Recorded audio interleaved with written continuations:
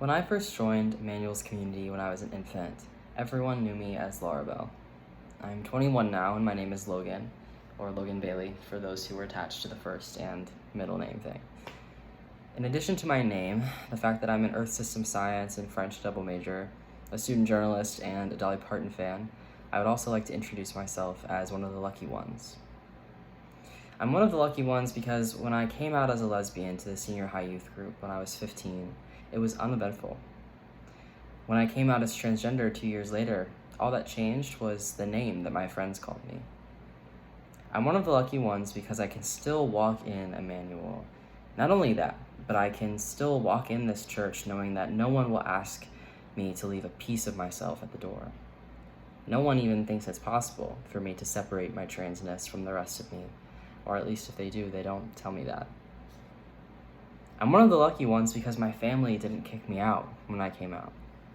They helped me access gender-affirming healthcare, testosterone hormone replacement therapy that made my life so much easier to live. They're there for me on my best days and my worst days. I'm one of the lucky ones because I'm alive.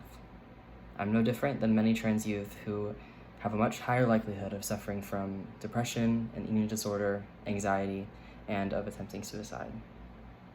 But I'm really one of the lucky ones because my full embrace of my transness and of my queerness has brought me closer to God. If I had hours, I could tell you about how many trans people have told me they were forced away from God. I could tell you about the Christian college student a year younger than myself who told me I was the cancer of the earth and that he would spend his entire life dedicated to eradicating said trans cancer. Tell you about my experience going to school in Texas and attending churches whose congregations lack love and compassion for people who are different. Despite the stereotypes about young queer people, I find my greatest strength within my faith. If it wasn't for my relationship with a God who was unambiguously pro-queer and queer himself, if I may go there, I'm not sure that I would have made it to 21. It is hard to live as a young trans person, even being one of the lucky ones.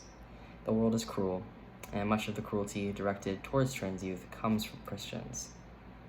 I've debated my personhood with many such Christians, many a time, and I'm always one to initiate a conversation with someone who I disagree with.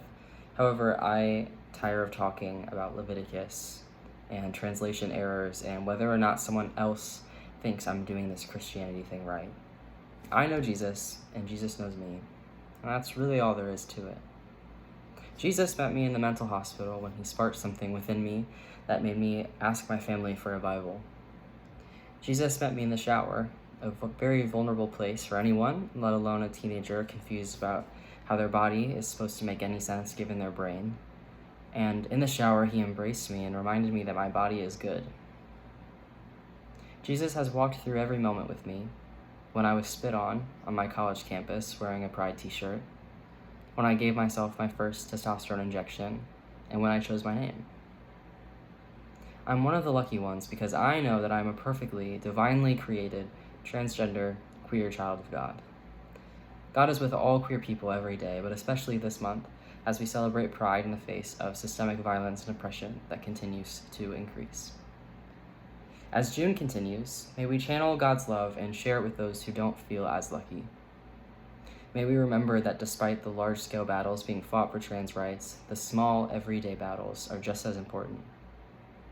May we strive to understand one another, learn each other's stories, and trust that God is at work in every one of them, even within the situations where we're quick to judge and assume that God is nowhere to be found.